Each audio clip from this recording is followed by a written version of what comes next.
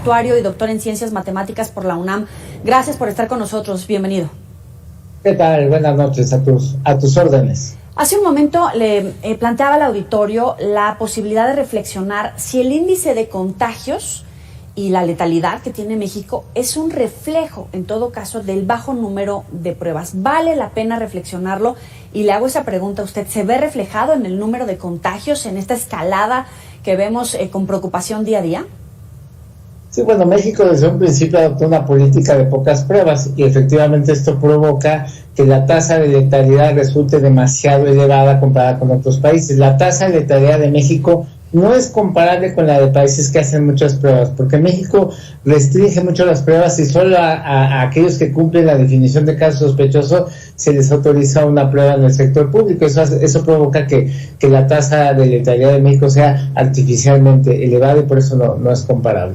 Ahora, el gobierno de México insiste en que la escasez de pruebas es a nivel mundial. Incluso el subsecretario de Salud, Hugo López-Gatell, recomendaba aislarse en caso de presentar síntomas más que correr al kiosco para realizarse una prueba. ¿Esa debería de ser la manera de entender nuestra situación y de reaccionar?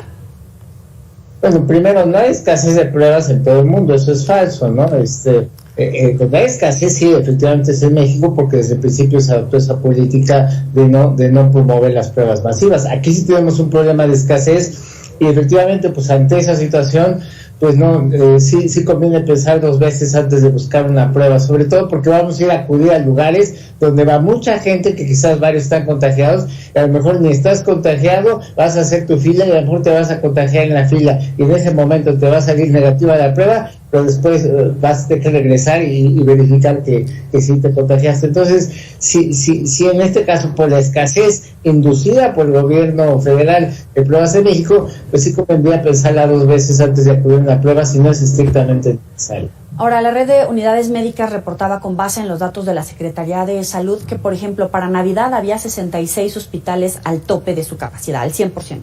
Para Año Nuevo se había escalado a 77, en plenas festejos de cierre y cambio de año. A este momento, 101 hospitales al límite. ¿Va a continuar esa escalada? Y en todo caso, en algún momento veríamos nuevamente la reconversión por falta de camas para la atención, ¿o no vamos a llegar a ese escenario?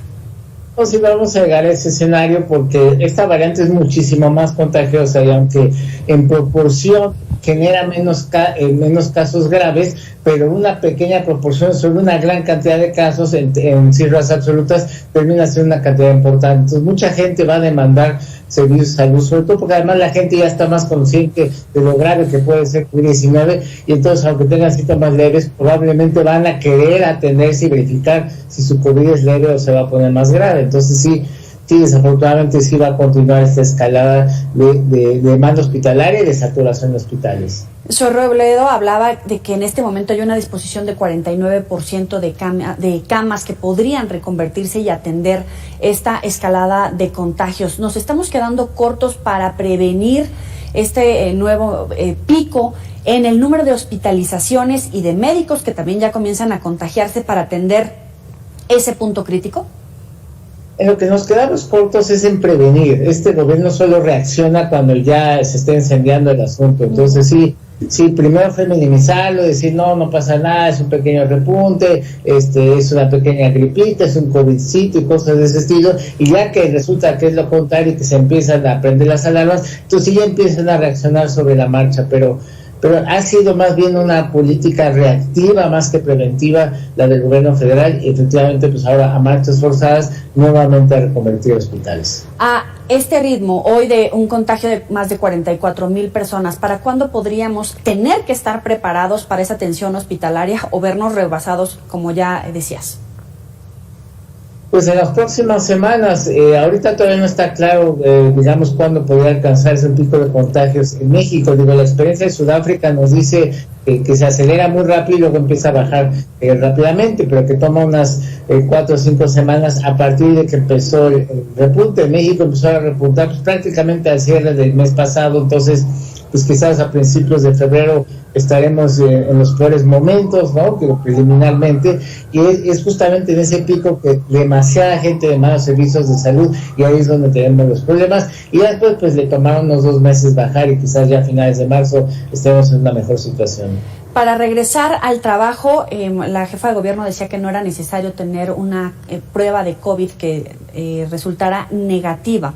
Se ha determinado dar entre 7 y 5 días de incapacidad en este momento a través del Instituto Mexicano del Seguro Social. Cuando uno regresa sin tener esa certeza, todavía tiene el riesgo de contagiar porque el virus permanece activo, o sí se termina en 5 días esta capacidad de contagiar. Sí puede durar varios días porque no es una cuestión así exacta, ¿no? Entonces, dependiendo de la carga viral que recibió la persona, cómo desarrolló la enfermedad, pues ese es como un estimado, pero hay un margen de error, ¿no? Entonces sí conviene adoptar un criterio de máxima precaución, y de ser posible, pues si tienes COVID o síntomas compatibles con COVID, mejor continuarse aislando por lo menos 10 días. Es la información con el doctor Arturo Erdely. Muchísimas gracias, como siempre, por atender al auditorio de Mega Noticias. Encantado, buenas noches. Buenas noches.